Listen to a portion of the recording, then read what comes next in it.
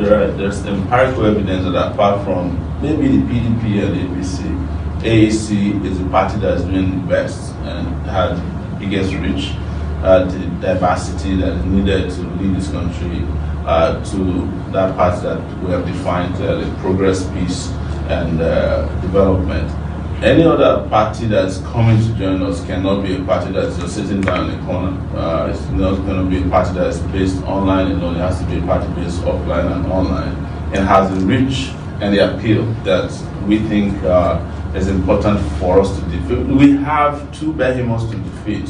You cannot put ahead of you a weak footing at this point. That's very important, and that's what we're saying.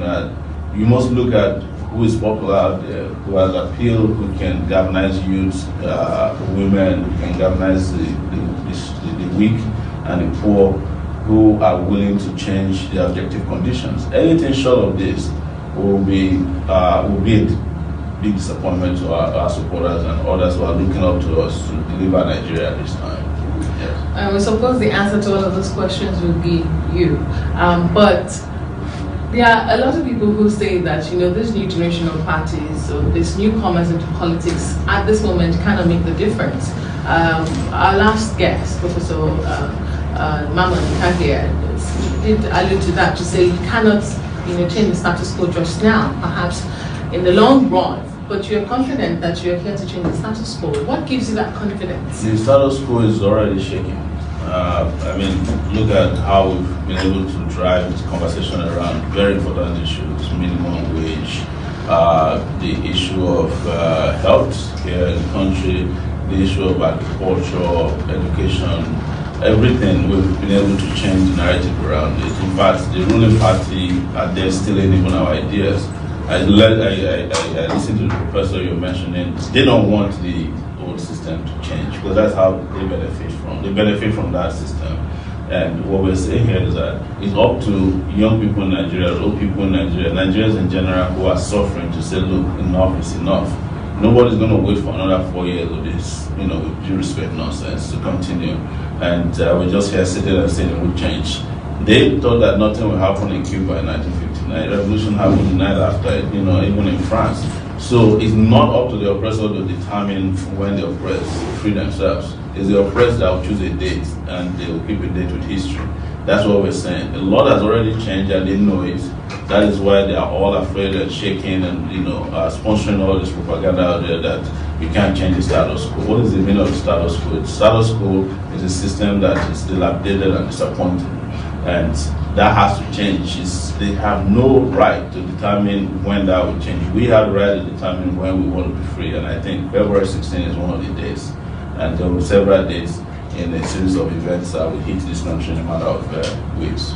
All right, so at the candidates town hall meeting last Wednesday, you made a pledge that you'd cut the jumbo pay of the National Assembly members if elected into office. And that your government will pay 100,000 naira as minimum wage. How can you guarantee this? We can guarantee that because there are rules and laws governing how much everybody gets paid in terms of remuneration. There's a body constitutionally empowered to do that, and with our research with them, that's I think the revenue mobilization body in the country is that an average lawmaker is not supposed to get paid more than about $1 million naira. So they are breaching the laws of the land by paying themselves 14 million naira per month. And what you discover is that an average Nigerian worker, even if they were to be paid 30,000 naira per month, it will take them 38 years to make what the lawmaker is making in a month. That's unfair, that's unjust, and that's unacceptable. So we're saying that this country cannot continue to be at the mercy of these greedy individuals, whether they're lawmakers or wherever they may be, that we must bring them under the law. Bring them in with the law. That's what it says. The thing about minimum wage is that, you know, we know the number of workers and how much can take a worker from the first day of the month to the end. It takes, if you are feeding on 1,000 naira, it will take you 30,000 naira to feed in a month. That's just feeding. If you have to rent a house, 20,000, that's already 50,000. If you have to pay school fees for your children in the household, we're already talking about 70,000. If you have to do, if you had any medical issue at all, it takes you no less than 10,000 naira. If you're nobody, And how can you then be paying somebody 30,000 naira and you expect them to perform optimally at work? And beyond that, you don't expect them to be corrupt. So it's also a way of solving the corruption problem. It's about propping up the lifestyle of workers, and most importantly, it will kickstart and jumpstart the economy. Because I don't know what economists think about when they think that you can pay somebody huge jumbo salaries on one end and you pay the others who are supposed to be supportive nothing, and you expect the economy to work. People who get paid lower salaries or wages in Nigeria, the ones who actually spend money in the country. The people who get paid jumbo salaries, the moment they make their money, convert it to dollars, and they're out of the country the next day.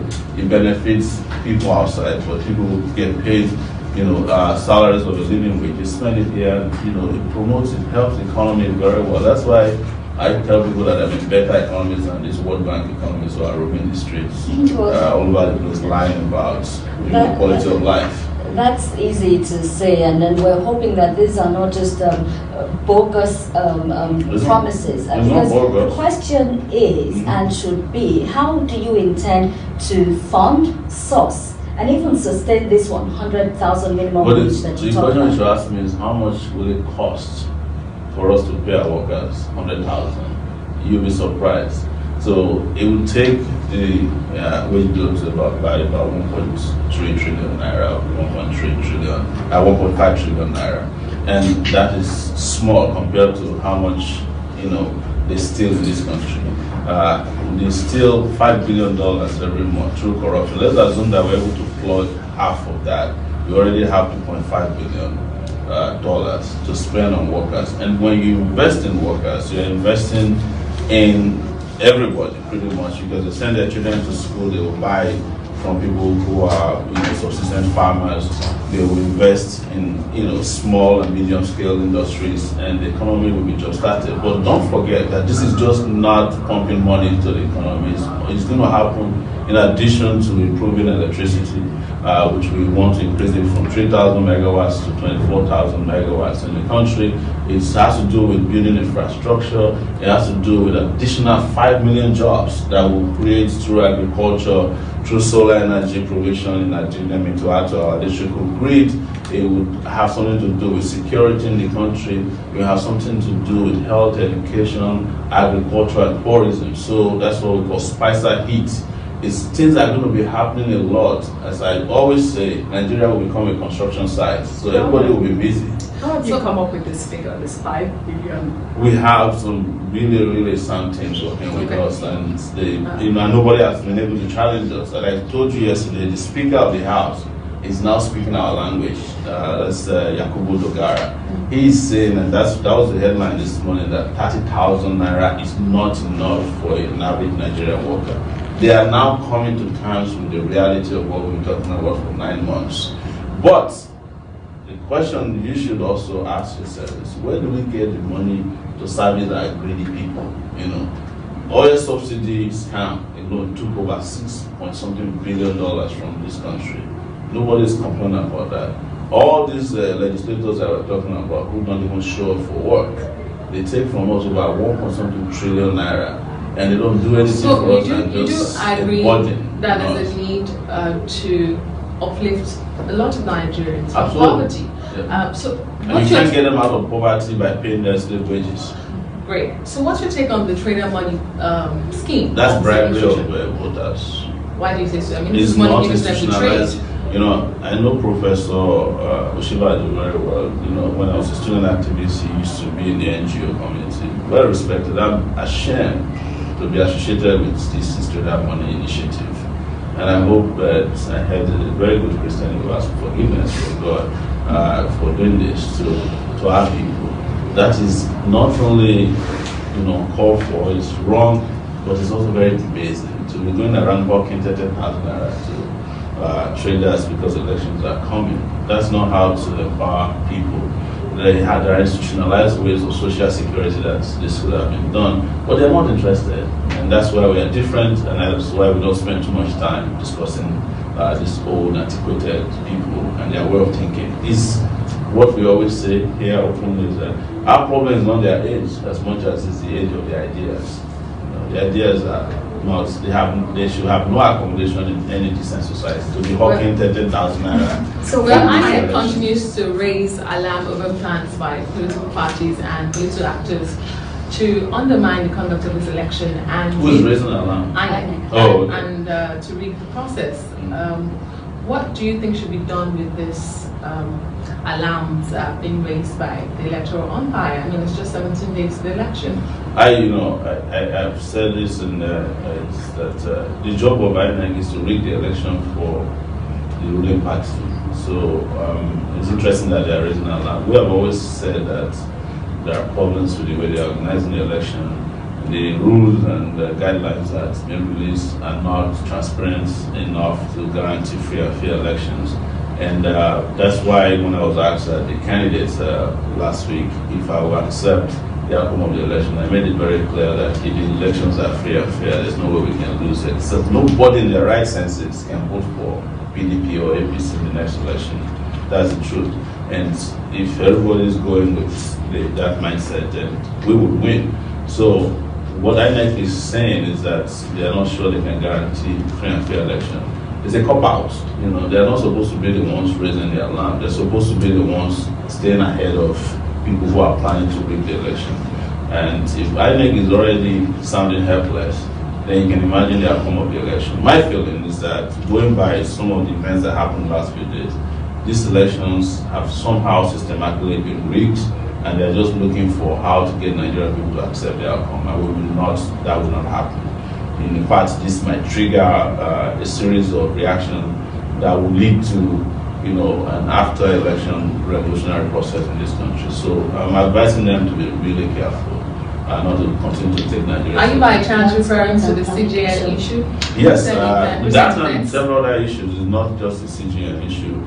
But there are several things happening to show that even the president, I think President Buhari said it in one of his campaigns that somehow they remotely control the elections, how they use resources, the remote resources. You know, when the president is given a microphone without his minders, sometimes he says the truth, you know, from whenever he's conscious enough. So. And that's what he's telling you, that they have plans, you know. I mean, what they did in Osun and Ekiti is a point out to what they would do, you know, buying voters, what they call CFI. You know, we talked about this. And INEC did nothing about it, because these are criminal conduct that INEC ought to have charged people to court for doing those things. But INEC never did anything about this. No single indication out there that they tried to take people to court over what they did in Ekiti and in Osun. So it shows that INEC is not as serious as they want us to believe. But they're just saying that, oh, in case the elections are not free, we've been crying that, you know, it may not happen, and that's not acceptable. Well, in order to realize your dream of setting up Sahara Reporters, you received a grant from Ford Foundation. How do you intend to replicate this gesture in such a way that you can give back to the youth? No, so what I need to correct is that it wasn't a grant that started Sahara Reporters. So I started Sahara Reporters with a laptop. It was my own money, you know. But I started Sahara Reporters in 2005, December. It started operating in 2006. Ford Foundation did not give me a grant until 2009. So it was my own initiative. Ford Foundation gave me a grant. After, but you did receive funding? Yes, absolutely. Yes, so I'm just trying to correct that. That it wasn't as if it was propelled by a grant. It was my grand idea, first and foremost. But I did refer to it as your dream. So. Yes, it's true. So with regards to that, you know, for Sahara Reporters, it's not the first time I committed my life and even put my life on the line. You know, we've done bigger things. And it started from the University of Lagos here in Apoka, where we were part of the movement that drove the military out of power through peaceful protests across the country for over 10 years, between 1989 and 99. So I've always been giving back to the youth, and the youth also been giving back to me, because the University of Lagos, I was saved by young people when I was attacked physically and almost killed. So it's a situation of reciprocity. I'm not better than the young people out there who have led and, in the way we've always been working together.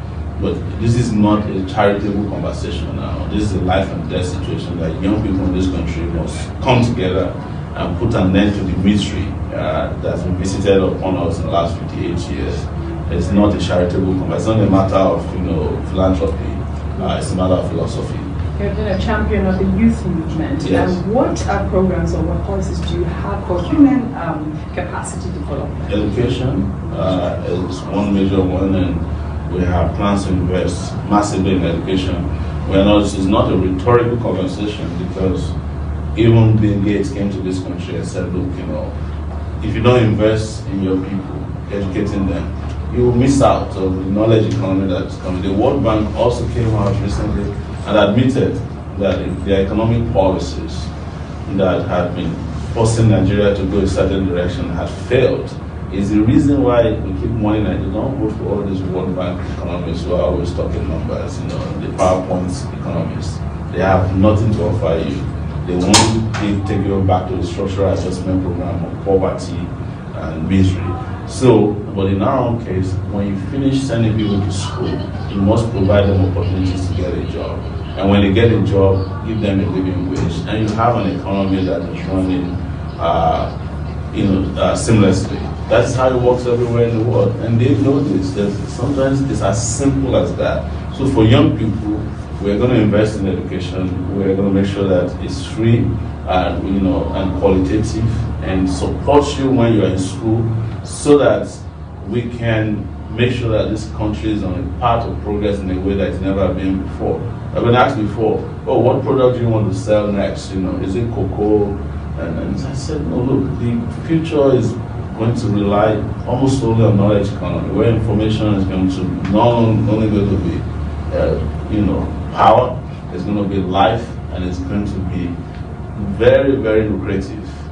And that's why we should prepare ourselves for it. And you cannot educate someone to get a bachelor's degree, and then when they are ready to get a job, you give them trader money, or you buy them keke nape. That is like almost criminal leadership. Okay, yeah. I have two quick questions for you. You wanted to be part of the presidential debates organized by the NEDG and the BON so badly that you took them to court when you were not part of that. Eventually, you were still not a part of it. Yes. And we saw the two major parties in the country being absent. I want to ask you, would you still have attended if they were absent? That's one. So let me take you to a viral video recently of a woman accusing you of selective activism, withholding evidence of true picture of governance as regards the rights of the girl child in Lagos State. Yes. Tell us what happened. Where are the videos she's requesting for? Yeah. Your first question is the debates.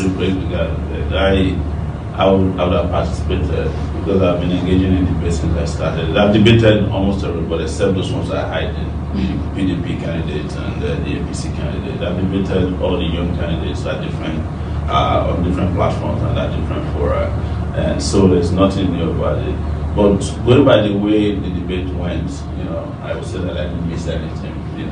Even on that day that we were at the debate, we were the ones trending on Twitter, because everybody was asking for sure. Because you were protesting. Your supporters were protesting. No, it wasn't the protest. It was because people were saying that if I was there, it would have been more interesting.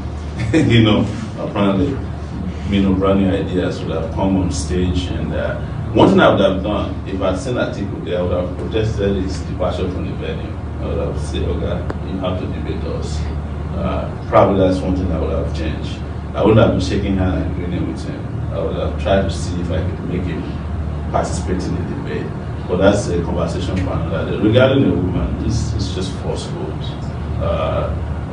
Everybody knows how I operate, and I said it on national TV. They're trying the Chief Justice of Nigeria now for corruption. 2 years ago, Sahara reporters brought the same information out. So I've dealt with bigger revelations about people in power. So the woman in question wanted me to, and I revealed the screenshots. She reached out to me on Facebook. She wanted me to promote her NGO. That's all. And I sent it to our Lagos people. I was in New York at that time. In fact, at that time, I was pursuing a bigger case, which was a bribery carried out by Abanikoro in the Kitty Gate. So, and that one was even more life-threatening than anybody else. I cannot abandon children. I fought for children who were ejected by Lagos State government to Bami. You know, I did a story about Makoko near the university. When I was at the University of Lagos, I was almost killed because I was fighting cause who were engaging in rapes and intimidation and harassment and criminal students. So there was nothing, in the first place, just to correct, there was no tape passed on to me. So that was forced. She has also changed her position. That, you know. When did she change her position? Oh, she has now admitted that she never gave me a tape. Because there was none. Because the moment I released the evidence, I only had one contact with her on Facebook. And now she said that, oh, I never gave him a tape. She said that we came to cover it and didn't give her the tapes. Well, you should have asked her to do that publicly, just as she had. No, she has said that publicly. Look, I cannot, look, I have to be careful. I occupy a sensitive position. If I make a pronouncement, I have followers. I don't want them to start going after me. When they say, oh, Sowore asked people to go after. So I have to be careful. And this is a female. So are you going to give her the tapes? There's no tapes. But you sent your crew to cover. No, the crew went, there was nothing there. It was just that she was giving rice to some kids, 10 kids somewhere, like just most NGOs did. And the crew members are calling to them. I never saw it. She was extremely passionate in that video. You can be passionate about the lie. It doesn't mean anything. You know, you can tell a lie, but this happened in 2015, by the way. You know, and if the way she was passionate, I wish, honestly, she did the thing she did against me for the children, using Facebook as well, or using other media platforms. I would have been lovely. So there's nothing there. What I'm trying to tell you is that being passionate in lying against an innocent person doesn't mean that you're right. You know, people take advantage of political situations, and you know that's what happened in this case. There's nothing to it. There was no tape partner. I've released the evidence of my conversation with her. There was nothing beyond that conversation that somebody should follow her. They followed her. They determined, because we use citizen report. In fact, in my conversation with her, I said to her, like, we use citizen reports. That means you can report this to us directly. But in case you want somebody to follow, they followed her. They determined that it was a promotional video. She was looking for promotion by media for her work, which happens to all of us in the media. You can imagine that you accuse CNN. She even said that Al Jazeera was contacted and never came. She contacted, according to her, Senator Dino Melai. They never helped her. These are people who could have even used it, or been a senator for that matter. But they're not after them. They're after me because they see me as a threat to the institutions out there. So, like I said, there is nothing to it, and she has changed her story. I'm not interested in going after her. People sue me all the time. People all right, let's move on back now to the presidential debate, where someone who actually participated now, Dr. Omoyele Sowore, and performed, you know, are judged to have had a very good performance at that debate. Recently, just last week, withdrew from the presidential race. How did you receive that? Did that surprise you? No, it didn't surprise me. There are a number of people who went into the presidential race that I thought had no business. And Doctor, with due respect to her, she had the right to run for presidency of Nigeria. She's supremely qualified. Okay. But having done part as an umpire, I didn't think it was, the natural order to go and become a president, because she already helped Nigerians to, according to her, choose somebody that they thought was competent to represent the PACT coalition. So I wasn't surprised. She took some steps also. Visiting Babangida, for me, is like off. I even openly condemn that. You want to take Nigeria in a different path. I had no business with this podcast. But I think what happened was that her party sold out on her, and she knew it in advance. And to save herself the embarrassment, she pulled out of the race.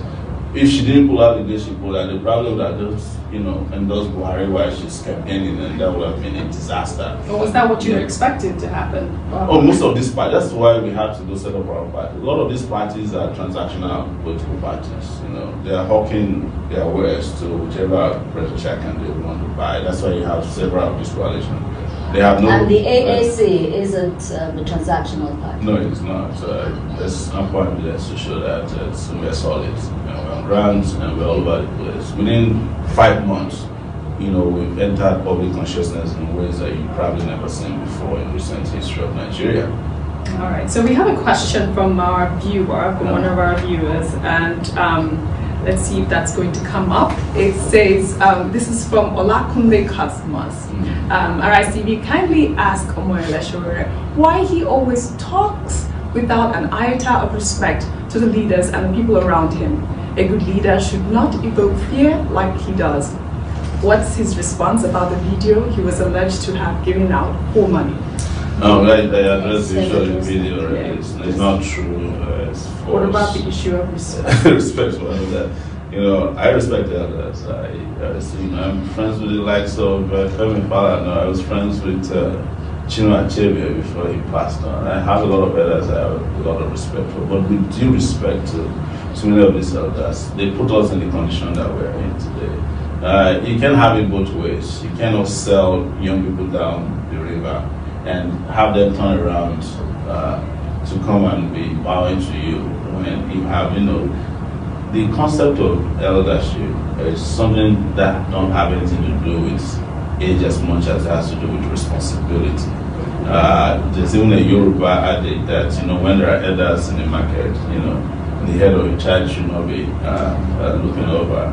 So if the elders don't do what they should be doing, they won't earn the respect that they deserve. So they have a place in society. A lot of elders put us in the condition we're in today. I cannot in good conscience go to an elder that destroyed my country, my future.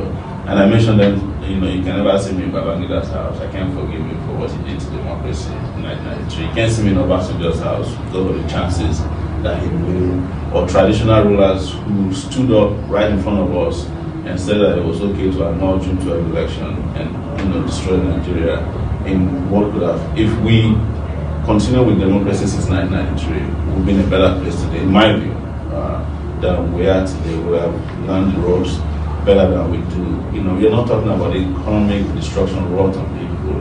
We're not talking about the diseases, the conditions that we have arose today due to corruption of elders.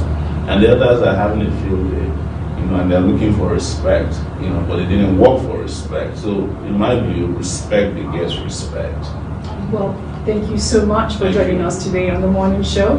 And it's just 17 more days for the election. Absolutely. We wish you good luck. And not you sure have we'll to see you. Finding president yes. On this 17th, I will be president-elect. Okay. For the Federal Republic of Nigeria, Omoyele Sowore. All right. Good luck with that. Thank you. Thank you for being here. It's time now for a short break on the morning show.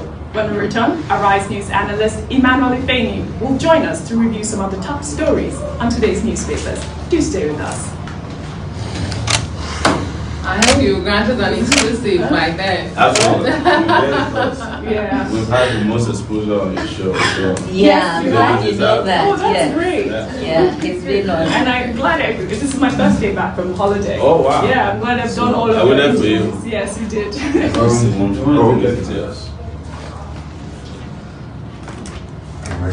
Thank you guys. Best of luck. Take care. Best of luck. Thank you.